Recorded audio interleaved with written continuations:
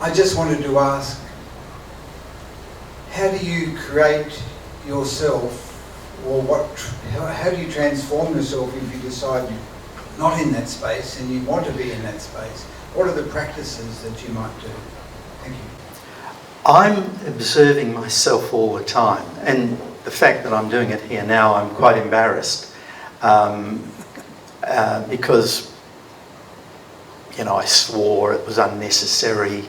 I've offended some people probably, and I haven't been in service to myself really. But you know, so I'm observing myself all the time, Rod, and I make a misstep, and I do my best not to make another one. I was upset yesterday, and I don't tend to get angry and upset. And people, if they knew the story, would probably say, gee, John, you had good cause to be upset. Well, no, I've never got cause to be upset.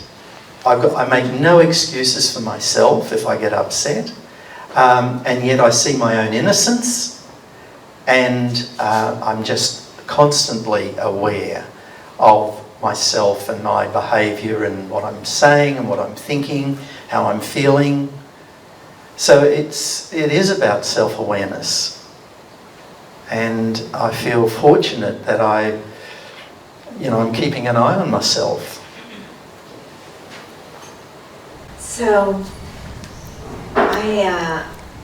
I'm interested in the way in which art and the making of art, or even the experiencing of art, helps us to enter that realm of the possible.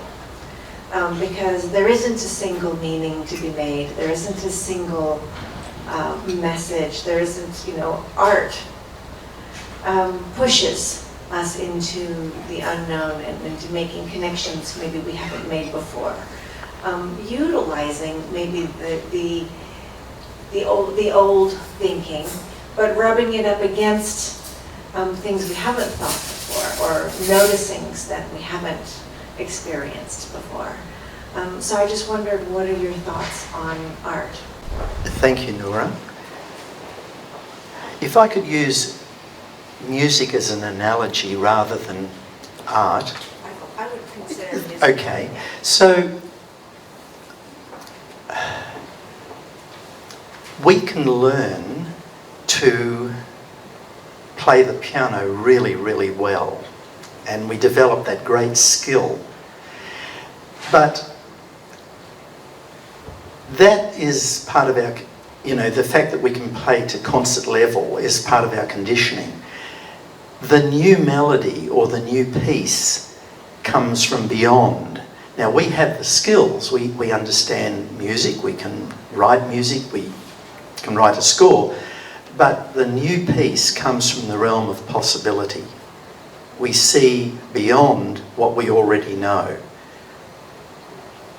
Yeah, we see it's available to us, that wonderful skill. Or if you're creating art, some people are just fortunate enough to be really wonderful at it, and other people learn, and then they create some magic. They've got the skills, and they see beyond what they know and strike out into the unknown. They've created something fresh. I just love playing around with possibility. And so I've just written an article on being and doing. And I just enjoyed writing it. And I was having insights whilst I was writing it, and I was recalling other things that have happened in the play. So I was playing around with it, I was engaged with it. So I was writing, and I'm not a particularly good writer, but in the doing of the writing, which I enjoy, in spite of my limitations, I really enjoy it, and then I have fresh insights. A lot of talk about thought and thinking and possibility coming up.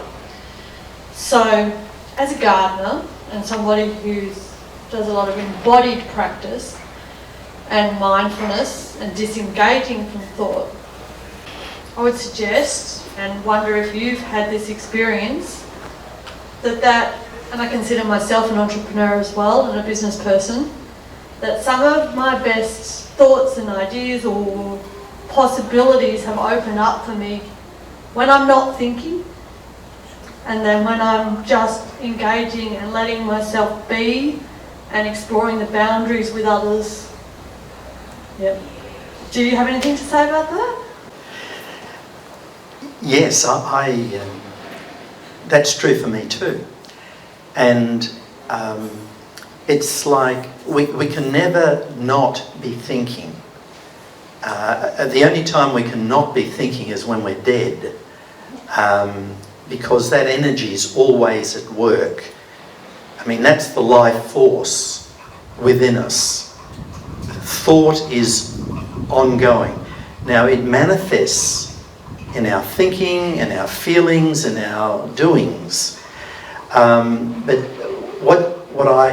how I would see that, and it's not necessarily true, but how I see that is, I'm in the unknown. See, I'm not cogitating. I'm not ruminating. I'm not thinking hard. I'm free. So suddenly an idea pops into my head. You know, I mean, like you, I'm a gardener, and I get immersed in the garden, and I'm really not thinking. And then suddenly, or I'm under the shower, and then I suddenly have this new idea. I never thought of it before. You see, I'm not thinking when I'm under the shower. You know, I'm enjoying the warm water and the nice feeling of being in a shower. So I'm not worrying. I'm not fretting, I'm not debating in my head. I'm free. But there's a medical machine. Is it an electroencephalograph? Yes. And they measure the brain waves. Those brain waves are thought, the energy of thought. And when those brain waves stop, we're dead. So we're always, thought is, I think, in a way, the life force within the human species, or within all sentient beings. Okay, I think that's a good place to pause, and I'd like you to give John a round of applause for stepping up.